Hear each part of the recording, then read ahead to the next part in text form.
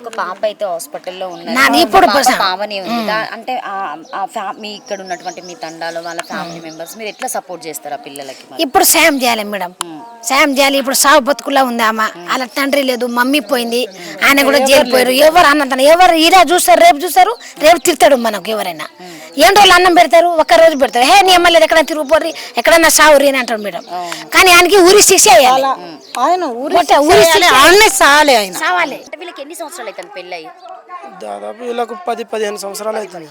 అంటే ఆ పెళ్ళైనప్పటి నుండి ఇట్లనే ఉండేవాళ్ళ, లేకపోతే ఈ మధ్యలో ఇట్లా ఏమన్నా తయారైందా రామదాస్? ఎప్పటి నుంచి అట్లనే ఉన్నారు, ఎప్పటి నుంచి ఇట్లనే తాగుతాడు, గొడవ చేస్తారు. ప్రతి పండుగకి ఇట్లనే, పెళ్ళిళ్ళైనా ఎక్కడైనా గొడవనే చేస్తాడు. పేరెంటాలైనా మంచి అయినా చెడ్డ అయినా ఏనాడైనా వచ్చినాం అనుకో ప్రతిరోజు గొడవనే. వచ్చిన వాళ్ళకి కూడా మర్యాద ఇవ్వడం, తాగి ఎప్పుడు తాగుతూనే ఉంటాడు, అన్లిమిటెడ్.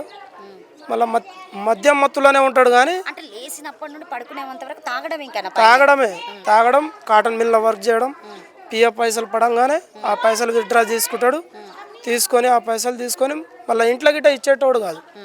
ఏదైనా చిన్నపిల్లలకు బట్టలు కానీ ఏదైనా మంచి చెడ్డ కానీ చూసుకునేవాడు కాదు. మొత్తం వాళ్ళ భార్యనే సంపాదించి పెట్టేది, వాళ్ళ భార్యనే మంచి చెడ్డ చూసుకునేది. 3 పిల్లలకు కూలి నాలు చేసి ఆమెనే తిండి పెట్టేది. అంటే ఇప్పుడు ఆ 4 పిల్లలను మంచిగా చూసుకునేటోడా? 4 పిల్లలు ఏనాడు రూపాయి గిట్ట ఇయ్యలే. మొత్తం వదిననే చూస్తుంది. కూలి నాలి చేసైనా వాళ్ళకి కడుపు నింపుతుంది, బువ్వ పెడుతుంది, మంచిగా ఎక్కడన్నా అడుక్కొచ్చినన్నా పెడుతుంది. కానీ మంచిగా పెంచేది పిల్లల్ని.